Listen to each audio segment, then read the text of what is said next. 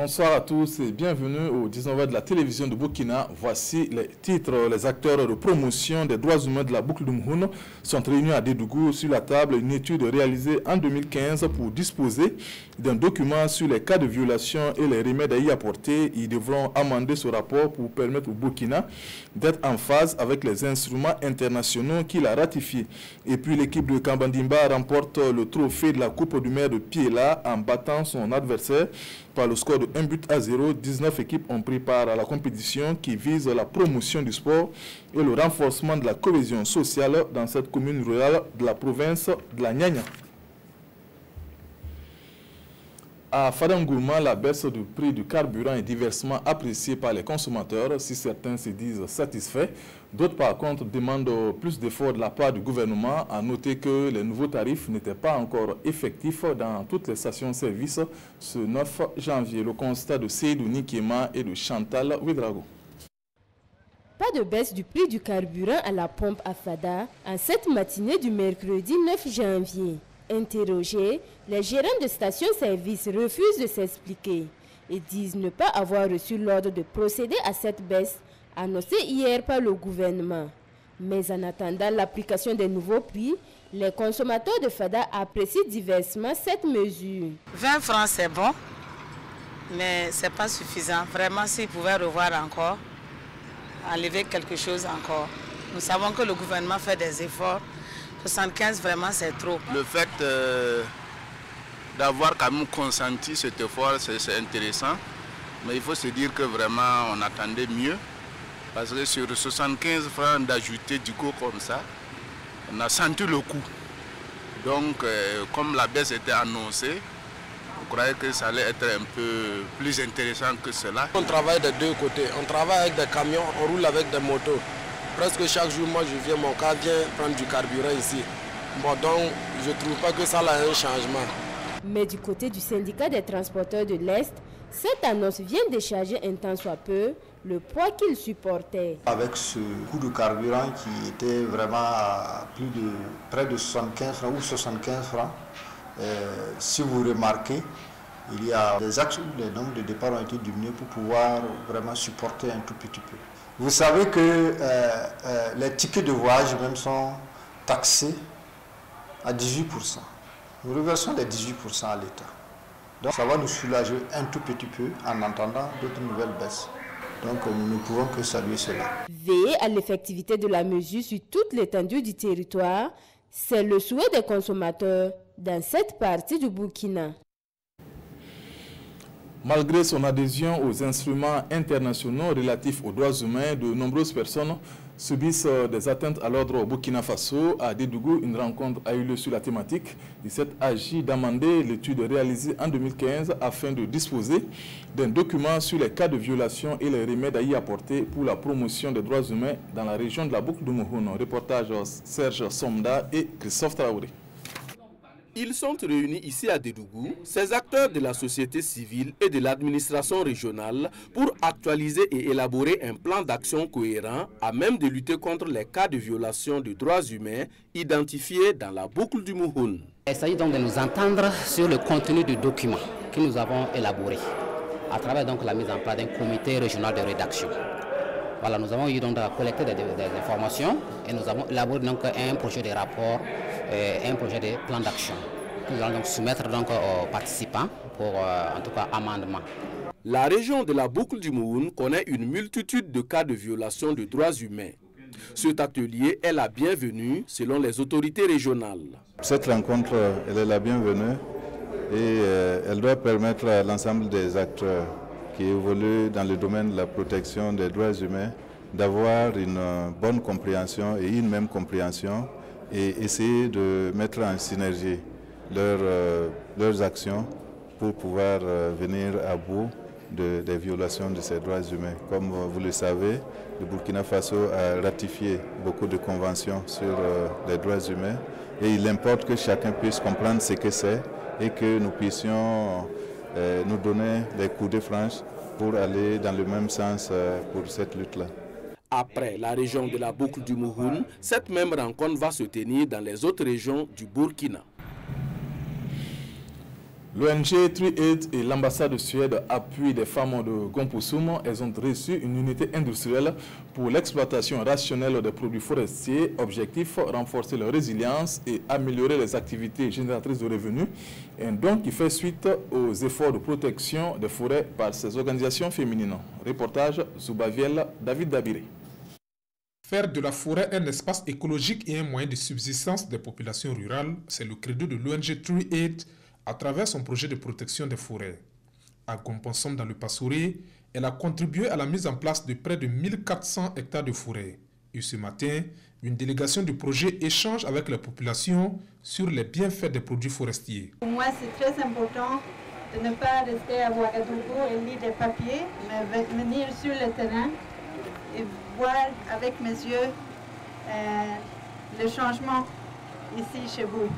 Comme les femmes l'ont dit, nous avions commencé un processus de mise en place d'entreprises forestières et ici est apparu sur nos études qu'ils ont un besoin d'accès au financement pour développer et pérenniser ces activités. Ils ont pris les forêts comme leur propriété pour les gérer et puis récolter les bénéfices. Les bénéfices, c'est quoi? C'est les fruits qui sont dans la forêt. Une unité de transformation de karité d'une valeur de 20 millions de francs CFA a été offerte pour accroître la résilience des populations. L'infrastructure comprend entre autres un magasin de stockage, de concassage et d'extraction de beurre de karité. L'ONG TreeAid et l'ambassade de Suède, son partenaire financier, promettent mettre l'accent sur d'autres activités économiques comme l'agriculture et l'érection des barrages. Le centre hospitalier universitaire pédiatrique Charles de Gaulle a un nouveau responsable nommé en Conseil des ministres en décembre dernier. Elle a été installée ce 8 janvier et la cérémonie de passation de charge, c'est avec Urbain Benito Soumé et Nathalie Savadogo Nabalou. Christine Kaboré Ouedraogo, au nom du ministre de la Santé, je vous déclare installé dans vos nouvelles fonctions. Ainsi donc, Cyril Christine Kaboré Ouedraogo, nouvelle directrice générale du Centre hospitalier universitaire pédiatrique Charles de Gaulle, prend officiellement les rênes de l'institution. Administrateur des hôpitaux de son État, elle a servi 6 ans au CHR de Kaya et 1 année au cabinet du ministre de la Santé. Elle revient dans un service où elle avait déjà servi pendant 10 ans. Pour les défis à relever, Priscille Kaboré place l'hôpital de la mère et de l'enfant en priorité. Ce volet doit être réalisé pour qu'on puisse avoir une maternité en bonne et due forme, avec des blocs opératoires en bonne et due forme, et que quand on quitte la maternité avec un bébé qui a un souci, qu'on puisse immédiatement aller soit au bloc opératoire ou bien aller soit à la néonatologie. Pour le directeur général sortant, beaucoup d'acquis ont été engrangés. En 6 ans, nous avons bouleversé qualitativement les statistiques au niveau de l'hôpital. Nous avons réalisé le plus grand centre néonat de la sous-région. Nous avons réalisé un centre de production d'oxygène qui pourrait servir toute la ville de Ouagadougou. On a été le meilleur CHU 4 ans durant. La toute nouvelle responsable de l'hôpital envisage de travailler avec l'ensemble du personnel pour qu'à court terme, l'hôpital pédiatrique soit certifié norme ISO 9001-2015. Après 2016, l'artiste Doupogo Tombiano met sur le marché un nouvel album intitulé Espoir. Il interpelle dans cet album la jeunesse à plus de patience et de persévérance dans la foi. L'album a été présenté lors d'un concert dédicace à Fadan Gourma. Reportage Presley Kiam Touré et Rasmata Ouedraogo.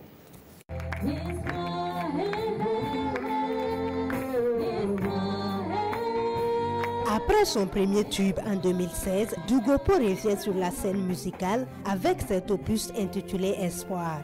Une nouvelle trouvaille où, à travers les paroles du Seigneur, l'artiste interpelle le peuple sur la capacité de transformer sa vie par la foi. Nous traversons des moments difficiles, des temps de terrorisme, des temps de guerre, de famine, mais surtout la jeunesse doit croire en Jésus. Parce que nous courons par-ci et là pour trouver des solutions, mais il faut savoir qu'il y a un sauveur qui est là et notre espoir. La jeunesse doit croire en ce sauveur. Dans ce deuxième disque de 10 titres, des morceaux phares comme Jésus a parlé et Patience séduisent déjà les mélomanes sortis massivement pour l'occasion. Ce sont des messages vraiment poignants, du moment où ce sont des messages qui nous réconfortent, nous les chrétiens d'abord. Et lui, il arrive à exprimer cela par des cantiques. Nous bénissons vraiment le nom du Seigneur. Il faut absolument l'avoir, le CD. C'est une grande joie de nous associer à son élan afin de l'accompagner comme nous le pouvons. Nous comptons très prochainement avec lui essayer d'arranger un programme avec l'accompagnement de tout le monde. Nous allons voir dans quelle mesure pouvoir tenir des concerts à Ouagadougou et dans la région. L'artiste chante aussi les joies, les peines et les désespoirs des peuples africains. Une dédicace marquée par la prestation d'autres artistes venus soutenir le staff d'Ugopo. Épilogue de la Coupe du maire de Piela, nous sommes dans la province de la Nyanya.